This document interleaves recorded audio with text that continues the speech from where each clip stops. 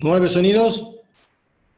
En total, los sonidos del shofar para cumplir la mitzvah en Rosh Hashanah son 30 sonidos. Pero los sonidos en sí mismos, el hecho de que sea tú, el tú largo, ¿de dónde salió que tiene que ser estos sonidos en particular? Rosh Hashanah es la única fiesta en el año que en el templo usamos un instrumento musical.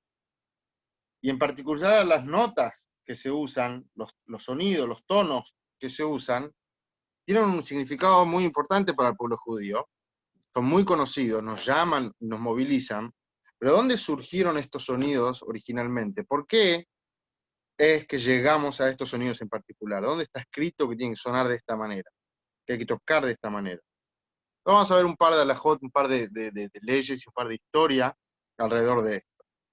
En la Torá, en relación a Rosh Hashanah, el versículo que habla sobre la mitzvah de Shofar, dice, Ubajodesh Ashvi, Bejad la Jodesh, Yom Truay Elahem, el séptimo mes, el séptimo mes es Tishrei, contando de Nisan, el primero del mes, un día de Truá será para ustedes, un día de hacer sonar el shofar será para ustedes. Usa la palabra Truá, ¿sí? Ahora, ¿qué quiere decir una Truá o cómo suena una Truá? ¿Dónde está escrito cómo suena una Truá? Entonces el Targum, en el lugar, el Targum es Onkelos. Onkelos era un romano que se convirtió al judaísmo y escribió una traducción completa de toda la Torá del hebreo al arameo. Onkelos traduce Yevavá. ¿Sí? Yevavá sería como un llanto. ¿Dónde vemos que Yevavá es un llanto? En la historia de la madre de Sisra. ¿Quién era la madre de Sisra? Cuenta la historia que el pueblo de Israel, después de entrar a la tierra de Israel, vamos a poner un aproximado, unos 80 años o 100 años, no más de 100 años después que entraron a la tierra de Israel, fueron oprimidos y fueron perseguidos por un pueblo interno, por un pueblo que vivía dentro de la tierra de Israel. Al ser que los judíos no cumplieron con la mitzvah que Dios le había encomendado de exterminar y expulsar a todos los pueblos nativos o los que vivían dentro de la tierra de Israel, después esos mismos pueblos se tornaron opresores del pueblo judío. Entonces había un rey que se llamaba el rey Yavín, que vivía dentro de Israel y empezó a cobrar impuestos y a perseguir al pueblo judío. La situación se puso muy, muy pesada. El general del ejército, sádico y cruel de Yavín era Sisra. Y en ese momento no había un líder muy claro dentro del pueblo de Israel, pero había una mujer, una tzadeket, una mujer justa, que se llamaba Débora, que es una de las pocas profetisas en el Tanaj, ¿sí? Débora mandaba a su marido al Beit HaMikdash con mechas que ella misma hacía, y la mandaba al Mishkan, y le decía, anda, lleva estas mechas. Su marido no era una persona versada en la Torah, pero tantos viajes que iba al Mishkan y ahí escuchaba una palabra de Torah, se quedaba en un Fabrengen, y algo empezó a aprender y se tornó un sabio. Y Débora tuvo profecía, y ella enseñaba y ella transmitía su saber al pueblo de Israel. eh, Cuenta que abajo de una tamara, de un tamar, de un árbol de tamar, una palmera, ahí ella enseñaba. Entonces él le dijo a Débora que llegó el momento de hacer la guerra contra esta gente. El general del ejército tenía 900 carruajes de metal, en esa época de hierro, que en esa época era la novedad, eran los tanques de guerra. Hashem le dijo a Débora que llegó el momento de salir a la guerra. Débora convocó a un hombre que fue la parte del Sanedrín, que se llamaba Barak, a juntar un ejército para pelear contra Sisera y su ejército. Barak le dijo que iría, pero si ella lo acompañaba. Barak quería que si la gente veía a Débora yendo también y acompañando al ejército, entonces le inspiraría confianza. Mirá el liderazgo que tenía esta mujer. Entonces Débora aceptó, juntaron un ejército y fueron al monte Tabor. Y cuando Sisera vio que los judíos se juntaban, empezó también a juntar un ejército más grande todavía y más preparado abajo de la montaña, porque aparte venía con desventaja, que iba a pelear desde abajo. Cuando se empezó a armar el ejército de Sisera, Hashem se le apareció a Débora y le dijo, llegó el momento de atacar. Débora transmitió el mensaje y atacaron antes que se reagrupen los suficientes. Dice que el ángel de Hashem se hizo ver en el frente de batalla ante los enemigos y salieron despavoridos. El pueblo de Israel no tuvo que más que perseguir y aniquilar a los enemigos. A todo esto, el general del ejército, Sisra, se escapó en la huida, emprendió huida para otro lado, y se metió y fue a una tienda de uno de los nietos de Yitro. Yitro era el suegro de Moshe. Uno de los nietos de Yitro se había convertido al judaísmo y vivía en la tierra de Israel. Entonces tenían un pacto, esta gente, nietos de Yitro, con el rey Yavin, que era un rey poderoso, tenían un pacto de convivencia. Entonces dice, voy a esconderme ahí, y ahí no me van a agarrar. Entonces se escondió, se acerca a la tienda y sale la mujer de Heber Akeini, se llamaba Yael, sale la mujer a recibirlo y le dice, vení, escondete. Entonces él le pide algo para tomar porque estaba muy sediento, imagínate, venía de la guerra, y ella en vez de darle agua le da leche para que se quede dormido. Le da leche y él le dice, por favor, quédate en la puerta, si alguien viene, decirle que acá no hay nadie. ¿Sí? Típico como cuando estaba en la casa, ¿viste? Si llama a alguien, dice que no estoy. Más si llaman para cobrar. Entonces, dice, no te preocupes, como era el plan de Yael, al poco tiempo después de darle de tomar leche, se quedó profundamente dormido. Y agarró Yael una estaca de la carpa y se la clavó en la sien y lo mató. Al poco tiempo, Barak lo buscaba al general del ejército, y a él sale a su encuentro y le dice, acá está la persona que vos buscás. Todavía no llegamos al por qué estoy contando toda esta historia. Yo dije que esta historia está relacionada con el sonido del shofar. Entonces, la madre de Sisera estaba muy preocupada que su hijo no volvía de la guerra. Pero decía, y dice la madre de Sisera lloraba. Y el término que usa ahí en el llanto de la madre de Sisera, la Torah, es Yevavá. ¿Sí? Entonces dice que lloraba, pero se consolaba a sí misma en el hecho de que decía y pensaba, mi hijo seguramente está matando judíos, ya pronto, después cuando termine de matar lo suficiente, va a volver. Entonces dice, mira la crueldad de ella, y dice, los llantos de la madre de Sisa fueron 100.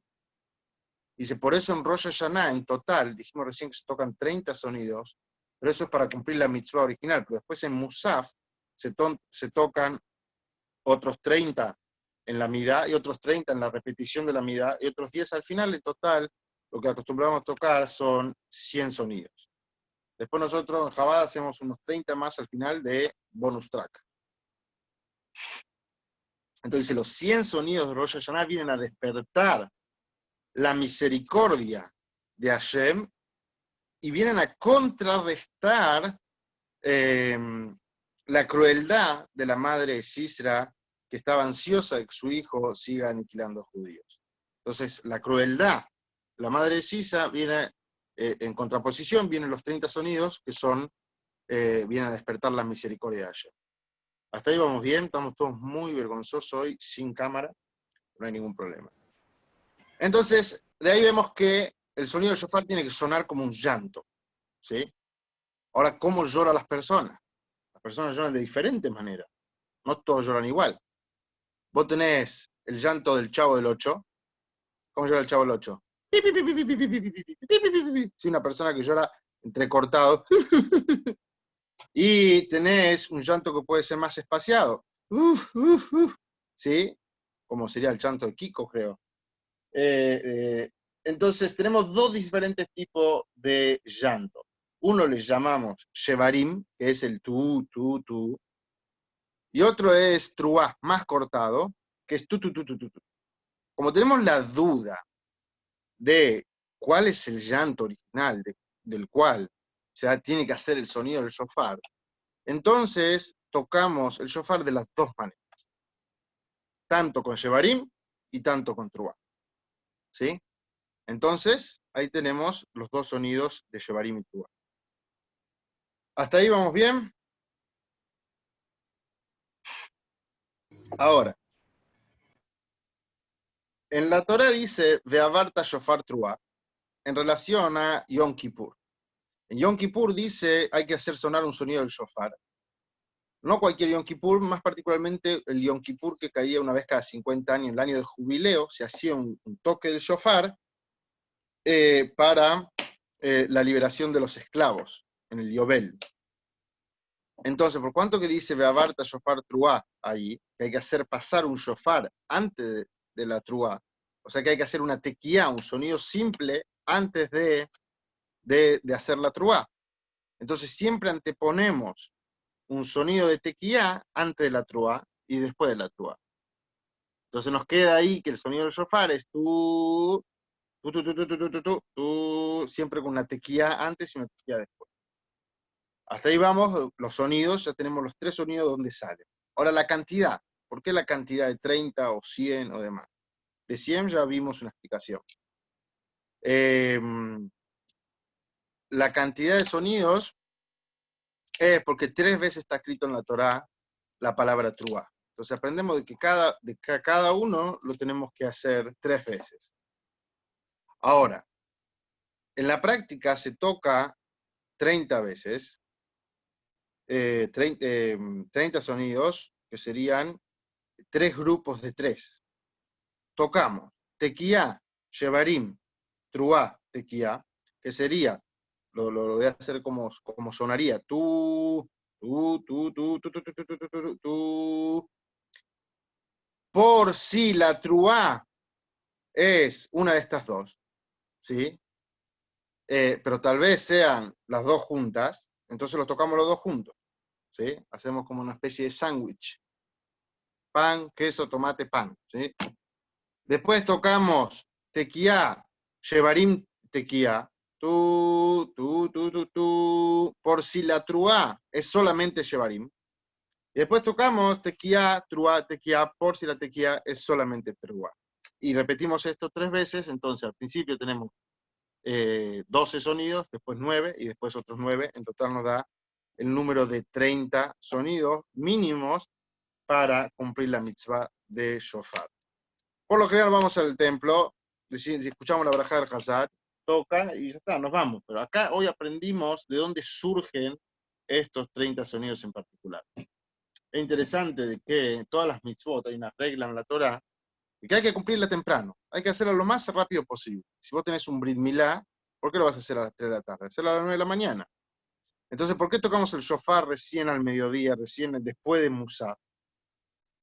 Y no hacemos temprano en la mañana. Te cuento una historia que en una ocasión el pueblo de Israel estaba en una nación que no había buenas relaciones entre el pueblo de Israel, entre los judíos y esta nación y este país. De repente vieron que la gente se empezó a congregar y que tocaron el shofar. Entonces pensaron que se estaban juntando para iniciar una guerra. También el llamado a la guerra dentro del pueblo de Israel es con el toque del shofar. Entonces armó un lío. Entonces de ahí dijeron, nos congreguemos, hagamos tefilá un buen rato. Entonces si llegan a ver, estamos congregando, van a ver que estamos congregando para hacer tefilá. Después tocamos el shofar, ya se va a calmar la cosa. Entonces después ya quedó así la costumbre de que shofar se toca eh, para recién en Musaf, recién para Musaf. También porque por cuanto que en Musaf se vuelve a tocar el shofar en varias ocasiones, para que esté pegado la verajá y todo lo demás a continuación de eso. Muy bien. De todo esto aprendemos que el origen y uno de los significados más simbólicos del toque del shofar es que el toque del shofar es un llanto, representa un llanto. Cuando una persona llora porque no puede explicar en palabras lo que le está pasando. Llora porque no puede contener sus sentimientos y no puede expresar sus sentimientos, sino que de esa manera. El llanto es una expresión natural del alma. Fíjate vos que a la persona no se le enseña a llorar. Sabe llorar desde que nace. Un bebé nace y ya sabe llorar. El que no mama no llora, dice. Entonces uno nace sabiendo llorar, porque el alma se expresa de esa manera cuando no puede expresarlo de otra manera. Pero cuando nosotros, en Rosh Hashanah, el día de la creación del mundo, el día del perdón, queremos expresar nuestro deseo, nuestra voluntad de estar cerca de Hashem, de que Él nos perdone, de que Él nos contemple, nos recuerde y nos juzgue para bien. Y no tenemos la capacidad o las palabras suficientes para poder expresarlo, usamos el shofar. Tocamos el shofar y es la expresión pura del alma, representa el llanto del alma. Puede ser que el sonido del shofar y el toque del shofar no esté expresando lo que la persona esté pensando o sea genuino este sentimiento. Para eso hay que trabajar y para eso hay que prepararse. Para el día de Rosh Hashanah, sentir verdaderamente una conexión con Hashem y una conexión con Dios. Sobre eso vamos a ahondar ahora. ¿Cuál es el trabajo de Rosh Hashanah? Dijimos que la mitzvah de Rosh Hashanah es tocar el shofar. Y el día de Rosh Hashanah, como dijimos recién, dos de los nombres de la fiesta, que es el día Yom HaZikaron, recuerdo de la creación del mundo, y Yom Adim, día del juicio, ya que Dios recuerda la creación del mundo, también juzga al mundo, pero también es llamado Rosh Hashanah, cabeza del año. Así como la cabeza maneja el cuerpo, así como la cabeza comanda a cada uno de los miembros, así como de la cabeza surge la energía necesaria para cada miembro particular, así también el día de Rosh Hashanah se desprende la energía y la bendición para cada uno de los días del año, porque Rosh Hashanah es la cabeza, el inicio, el principio del año. Entonces, así como es el trabajo en Rosh Hashanah, el servicio, la preparación personal de la persona en el día de Rosh Hashanah, así también eso tiene que ser todo el año. Entonces, ¿cuál es el trabajo de la persona? ¿Cuál es la misión de la persona en su vida? ¿Qué es lo que tiene que qué es lo que tiene que aspirar? ¿A dónde tiene que tratar de llegar? Entonces dice en el Mizmor 101, si no me equivoco, Ibdet Hashem besimcha, sirvan a Hashem con alegría. Abadet Hashem lo queja besimcha metov levav, en otro lugar en la playa Kitavó, y va a servir a Hashem con alegría y con corazón completo. El servicio de la persona a Hashem, el cumplimiento de las mitzvot y el estudio de la Torah de la persona, tiene que ser con alegría, tiene que ser con entusiasmo, tiene que hacerlo de una forma que es nueva, que lo estoy haciendo con ganas, que algo que me inspira, algo que me gusta. Cuando la persona hace las cosas con alegría, entonces él es un recipiente para que Hashem también recaiga sobre él. Es interesante que cuenta que en la época que existían los profetas, había gente que buscaba también tener profecía, buscaba la forma, la técnica para que recaiga sobre ellos las profecías. Y una de las condiciones principales que hay, hoy en día la profecía no está vigente, pero que había para que recaiga sobre una persona la profecía es que estés con alegría. Que esté besimcha, que esté con alegría. Si estaba beatzvut, si estaba triste, entonces no recaía sobre la profecía. Quiere decir que Hashem mora, Hashem posa sobre una persona que está alegre. ¿Y cómo se alcanza una alegría constante? Porque la alegría puede ser, o la podemos ver, como un resultado de lo que me va sucediendo, un resultado de la vida. Hoy me fue bien, Baruch Hashem, entonces estoy alegre. Hoy tuve un mal día, hoy no vendí nada, hoy estuve encerrado todo el día en la casa, coronavirus, entonces estoy cara de tujes. Entonces la alegría puede ir cambiando según lo que le pase, entonces eso no es una alegría verdadera. La alegría verdadera surge de adentro, surge de la persona y surge de la preparación y de la actitud que la persona tome ante las cosas. Entonces cuando una persona está triste, la tristeza, incluso que él esté triste porque no hace las cosas bien, porque está lejos de Hashem, porque hizo alguna verá. O sea, ¿cómo puede decir esta culpa, esta carga las cosas bien, porque cometió un pecado, porque cometió alguna falta, o si es un buen sentimiento de culpa.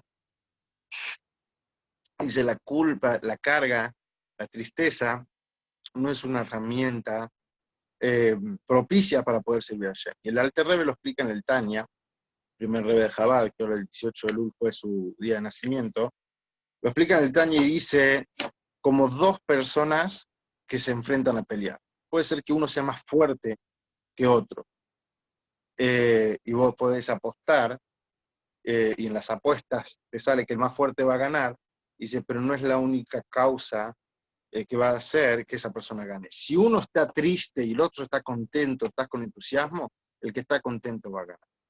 La forma de servir a Shem, de enfrentarse al Yetzer Hará, es con alegría. Si estás triste va a estar pesado, arrastrando, sin ganas de hacer las cosas. No es una forma de servir a Shem. No es una herramienta para poder servir a Shem, estar con tristeza por las cosas malas, incluso por cuestiones de santidad, por la saberot que puede haber cometido la persona. Entonces, de por sí acá, también esto que viene a Rosh Hashanah, que Rosh Hashanah es un día, el día del juicio, y un día que la persona hace un balance, que uno piensa sobre lo que hizo, y sobre lo que no hizo, y sobre lo que tiene que hacer, no tiene que ser la conclusión quedarse triste de eso. Hashem creó el mundo de una forma tal que mañana será otro día. Hashem creó el mundo de una forma tal que dio al pueblo de Israel la capacidad y la fuerza para poder hacer teshuvah.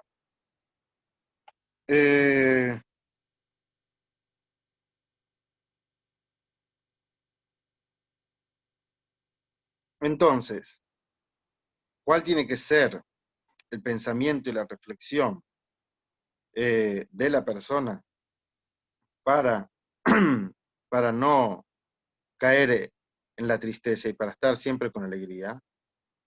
Entonces, por lo general, la persona está compuesto, el yudí está compuesto por el cuerpo y por el alma animal y por el alma divina.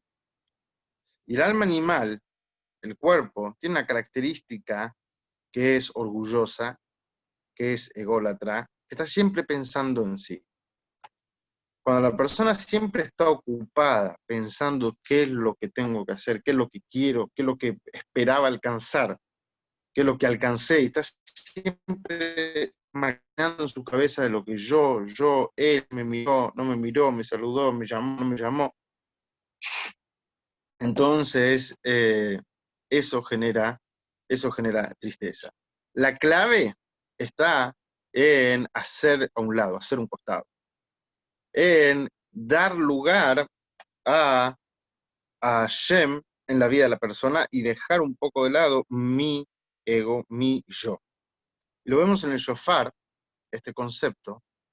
La verdad que no lo encontré escrito, pero no lo encontré escrito, pero lo pensé, que el shofar, para poder sonar, para poder emitir un sonido, tiene que ser hueco, tiene que estar vacío, ¿sí? Tiene que poder salir el aire hasta el otro lado.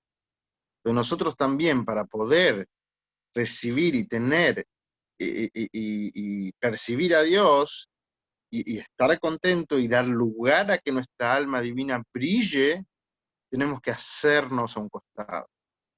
Hacernos nosotros un costado, todo lo que yo quiero, lo que a mí me gusta, lo que pienso, lo que quiero. Un poquito bajar las ambiciones de uno para dar lugar un poco a la expresión del alma divina de uno mismo, que el alma de uno quiere conectarse naturalmente con Hashem. Como dijimos anteriormente, que el grito natural del alma, el llanto natural del alma, es la expresión del shofar en el día de Rosh Hashanah, que le dice a Hashem, Tate, aquí estoy, papá, acá estoy, acá estamos, somos tus hijos, queremos que nos juzgues para un buen año, para bien, para poder servir a Hashem con alegría. Entonces, ese es el trabajo especial de Rosh Hashanah. Ya que Rosh Hashanah es la cabeza del año, y este es una cosa que se repite cada día del año, el servir a Hashem con alegría, y para poder alcanzar con la alegría, la persona tiene que un poco hacerse un lado y pensar ¿Qué es lo que Hashem quiere de mí? ¿Qué es lo que yo puedo dar? Dejar un poco los egos a un costado para dar lugar a una expresión pura del alma. En relación a esto, vamos a ir profundizando un poco más. Voy a hacer una pausa por si alguien quiere hacer una pregunta. ¿Vamos bien? 3, 2, 1, sigo. Perfecto, Adrián.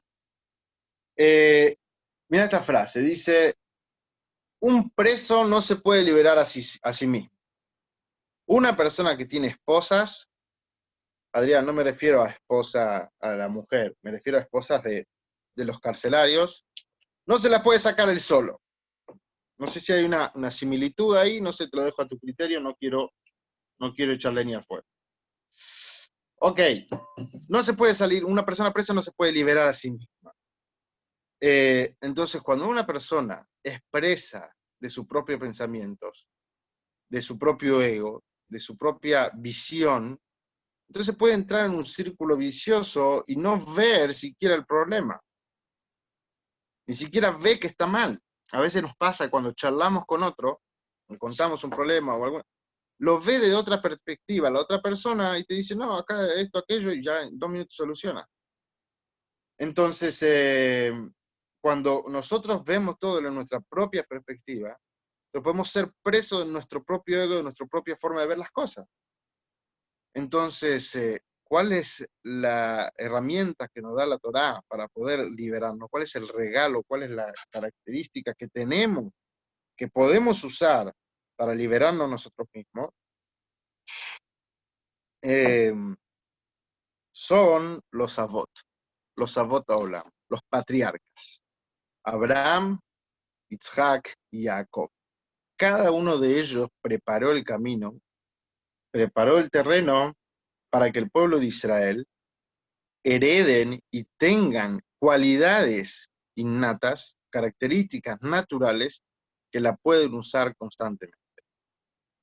Uno cuenta que los patriarcas, uno de sus trabajos, tanto Abraham como Isaac, ambos se dedicaron como trabajo en gran medida, que no es simplemente un trabajo para ganarse la vida, sino también lleva un concepto profundo en cavar pozos. Cavaban pozos para extraer agua. Entonces, cuando uno cava pozo, saca todo lo que estorba y encuentra abajo un tesoro, encuentra algo valioso en el fondo.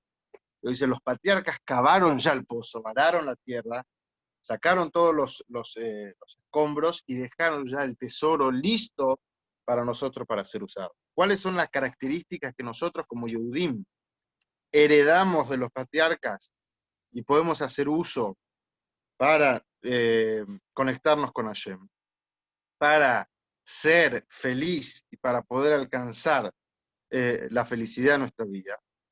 De Abraham aprendimos la bondad. Abraham ayudaba a toda persona sin mirar a quién.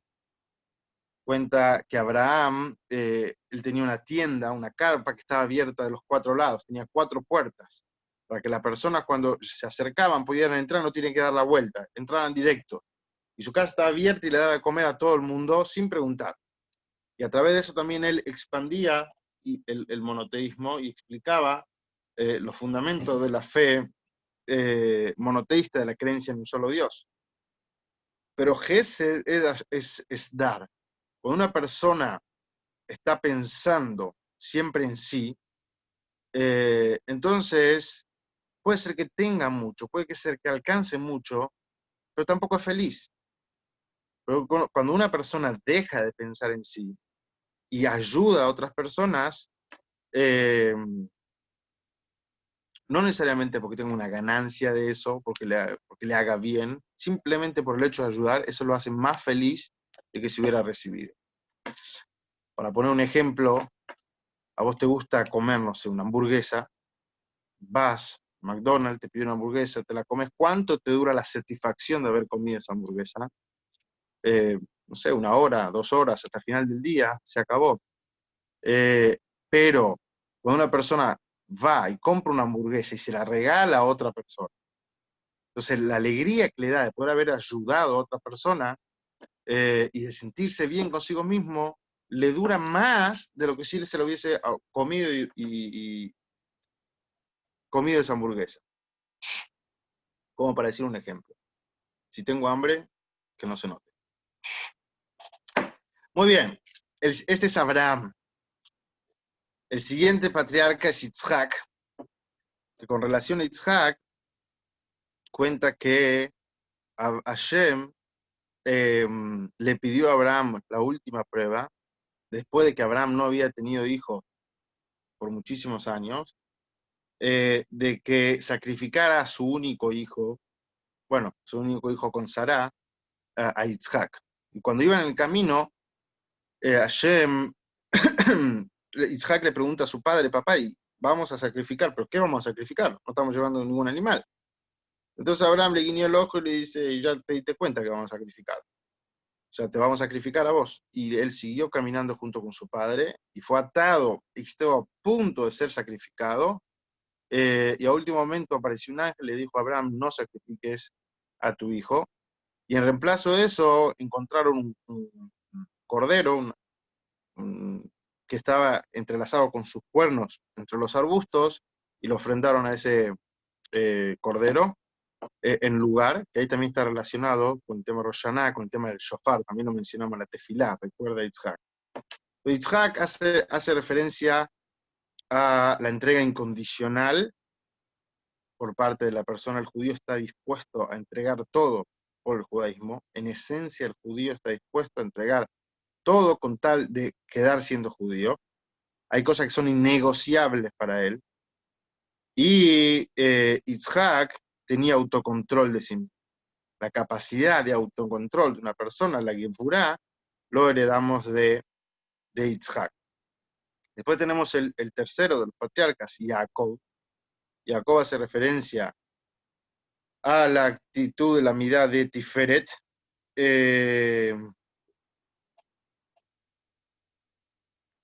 que es la que conjuga la bondad de Abraham y la Geburá de Yitzhak.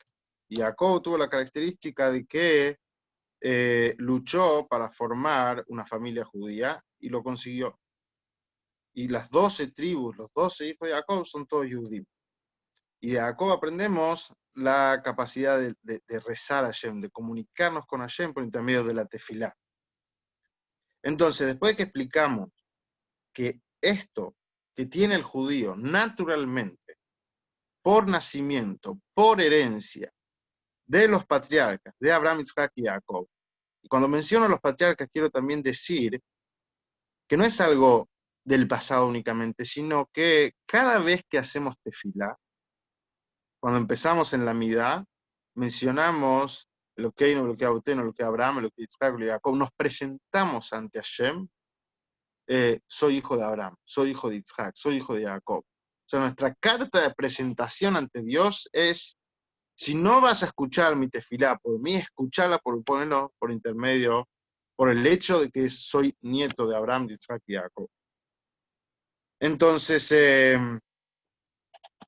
los patriarcas es algo que está muy presente en el pueblo de Israel y esto lo heredamos de él. Entonces, algo muy interesante relacionado con el shofar es que después de que explicamos que hay distintos sonidos del shofar, y explicamos que los sonidos del shofar, los primeros, son los primeros 4, la primera tanda de 4, que es tú.